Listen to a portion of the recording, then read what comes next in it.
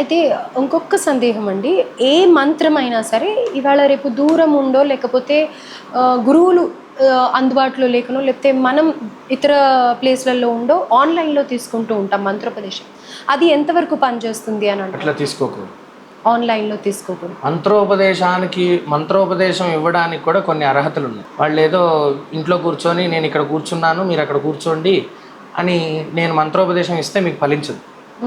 మంత్రోపదేశం ఇచ్చేటువంటి ప్రాంగణంలో చక్రార్చన జరుగుతూ ఉండాలి.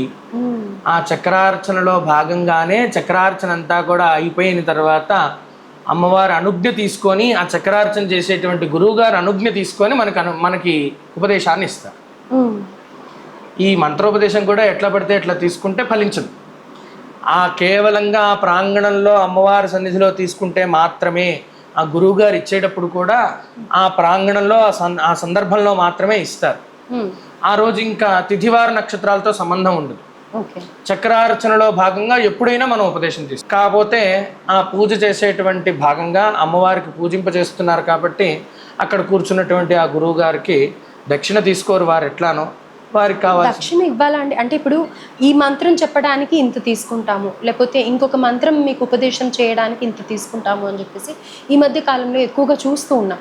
నిజంగా అలా అంటే ఒక గురువు దగ్గరకో లేకపోతే ఒక అర్చకుల దగ్గరకో బ్రహ్మల దగ్గరకో వెళ్ళినప్పుడు మన ధర్మం కొద్దీ మనం ఎంతో కొంత వాళ్ళ సేవ మనం ఉపయోగించుకుంటున్నందుకు వాళ్ళకి ఎంతో కొంత ఇస్తాం. అలా ఇవ్వాలా లేకపోతే వాళ్ళు ఇంత రుసుము అని పెడుతూ ఉంటారు, అలా ఇవ్వాలా ఏంటంటారు? అంటే మంత్రోపదేశానికి ఎటువంటి రుజువు అనేటువంటిది ఉండదు. అది మన ఇష్ట ప్రకారం మనం ఇచ్చుకోవడం, మన ఇష్ట ప్రకారంగా. అయితే దీంట్లో కూడా మంత్రోపదేశం చేస్తే దక్షిణ తీసుకోకుండా ఉండటం అనేటువంటిది ఒక సాంప్రదాయం. దక్షిణ తీసుకుంటే మంత్రోపదేశానికి సాంప్రదాయం మనకి ఆ దక్షిణ తీసుకున్నటువంటి పాపం. మంత్రోపదేశం చేస్తే ఆ మంత్రోపదేశానికి గురువులు అంటే ఎవరైనా సరే శ్రద్ధగా చేసినటువంటి ఈ సాంప్రదాయం తెలిసినటువంటి గురువులు ఎవరు కూడా మంత్రోపదేశం చేసి దక్షిణం తీసుకోరు. అయితే వస్త్రం మన శక్తి కొలితే వస్త్రం సమర్పించామనుకోండి, ఆ వస్త్రం తీసుకుంటారు. వస్త్రం ఇవ్వాలి. మనం ఇప్పుడు ఎవరికైనా ఒక దగ్గరికి వెళ్తున్నాం, వస్త్రం కొనలేకపోయాము, కనీసం ఒక డజన్ పళ్ళు తీసుకొని ఆ పళ్ళు వారికి సమర్పించి, అంటే మనం గురుదక్షిణ ఏదో ఒకటి ఇవ్వాలి కదా, ఆ గురుదక్షిణ కింద వారికి ఎంతో కొంత ఒక ఫలాలో పుష్పాలో ఏవో ఒకటి వారికి సమర్పించి ఆ సమర్పించినటువంటి ఫలితం మనకి వస్తుంది.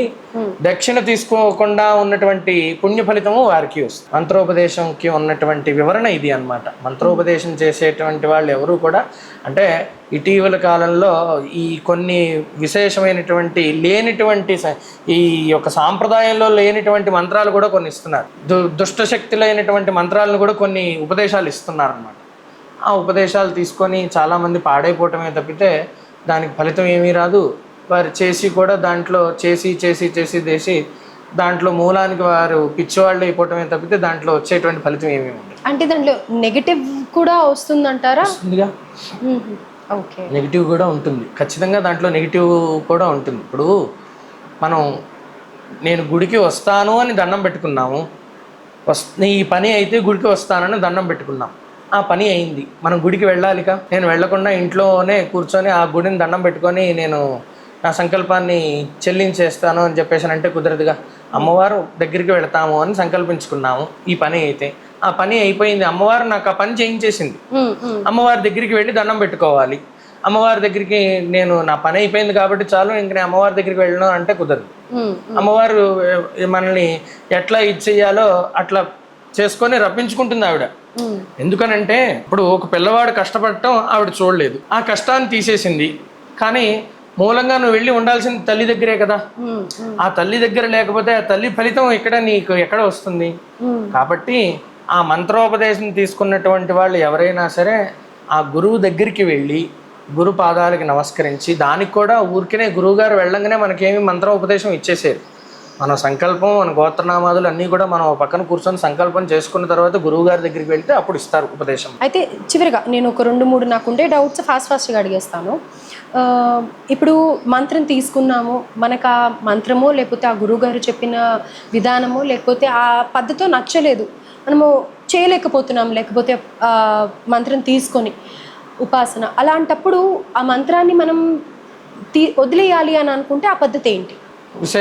ఎవరైతే ఈ మంత్రాలు ఇట్లా తీసుకున్నారో, మనం చెప్పుకున్నటువంటి విధానంగా మంత్రాలు తీసుకున్నారో, ఆ మంత్రాలు తీసుకున్నటువంటి వాళ్ళు చేయలేనటువంటి పరిస్థితుల్లో ఉన్నప్పుడు ఏదైనా ఒక గోవు చెవు దగ్గరికి వెళ్ళి ఆ మంత్రాలన్నీ కూడా గోవు చెవులో చెప్పేసి, దానికంటూ పర్టికులర్ రోజు కానీ లేకపోతే తిథి వార నక్షత్రం అట్లా ఏదైనా చూసుకోవాలా?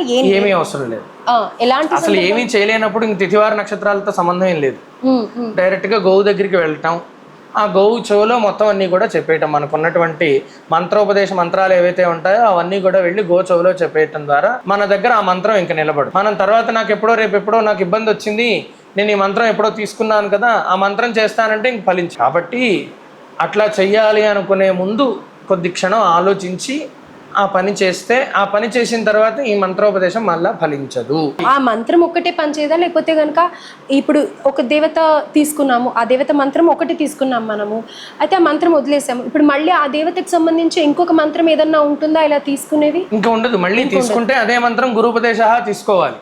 మళ్ళీ గురువు గారి దగ్గరికి వెళ్ళి ఆయన అంటే ఇందాక మనం మాట్లాడుకున్న సందర్భంలో తప్పుగా ఇస్తున్నారు మంత్రాలు అని అనేసి అన్నారు కదా, సో ఒక్కవేళ వాళ్ళకి తెలియని పరిస్థితిలో తప్పుగా మంత్రం తీసుకున్నట్టయితే కనుక సరైన మంత్రం ఇంకెవరో ఇస్తారు అని చెప్పి మనం తీసుకోవాలి, ఉపదేశం తీసుకోవాలి అనుకుంటాం. అలాంటి సందర్భంలో ఇది వదిలేసాం, మరి ఆ దేవతకు సంబంధించి ఇంకో మంత్రం తీసుకుంటున్నప్పుడు పనిచేస్తుందంట? పనిచేస్తుందిగా. అంటే ఈ పాత గురువు గారు ఎవరైతే సరిగ్గా ఇవ్వలేదో ఆ గురువు గారు ఇచ్చినటువంటి మంత్రాలన్నీ కూడా గోకర్ణంలో చెప్పేయటం ద్వారా, చెవులో చెప్పేయటం ద్వారా ఆ గురువు గారు, పాత గురువు గారు వారికి ఉన్నటువంటి సాంప్రదాయం గురుత్రయం అంటారు అనమాట. ఆ గురువు గారు పరమేష్ఠి గురు, పరాత్పర గురు, స్వగురు, ఈ మూడు ఉంటాయి. ఆ గురువు గారి దగ్గర నుంచి ఆ పై ఉన్నటువంటి గురువు గారు ఇచ్చినటువంటి ఉపదేశం అంతా కూడా పోతుంది వీళ్ళకి. ఇప్పుడు కొత్త గురువు గారు ఎవరైతే దగ్గర తీసుకుంటున్నామో ఆ గురువు గారు ఇచ్చినటువంటి మంత్రోపదేశం మాత్రమే మన దగ్గర ఉంటుంది. అలా అంటే అది వదిలేసాం కదా మళ్ళీ ఇది తీసుకోకూడదని, అంటే ఉపదేశం లేకుండా మరలా నేను వదిలేశాను కదా, నాకేదో కష్టం వచ్చిందని మంత్రం చేయకూడదు, చేస్తే ఫలించదు. మరలా మనం వెళ్ళి వేరే గురువు గారు, సరైనటువంటి గురువు గారి దగ్గరికి వెళ్ళాము, ఆ మంత్రోపదేశం ఇచ్చారు, తీసుకున్నాము, అది చేస్తున్నాం, ఫలిస్తుంది. అలా అట్లా ఈ యొక్క మంత్రోపదేశంకి ఉన్నటువంటి నియమాలు ఇవి అన్నమాట. సో బాల త్రిపుర సుందరి గురించి అద్భుతంగా అన్ని వివరాలు తెలియజేశారు. అంటే ఇప్పటి వరకు అమ్మవారిని బాల రూపకంగా పూజించి ఇంకా అమ్మవారి గురించి తెలుసుకోవాలి అని ఎవరైతే అనుకుంటూ ఉంటారో వాళ్ళకి ఈ వీడియో సరైన వీడియో అనుకుంటున్నాను. అలాగే చూసే ప్రేక్షకులకు కూడా మీకు ఇంకేమన్నా సందేహాలు ఉన్నట్టయితే కమెంట్ చేయండి, డెఫినెట్గా ఫర్దర్గా మీ డౌట్స్ కూడా క్లియర్ చేయడానికి ట్రై చేస్తాం. ధన్యవాదాలండి.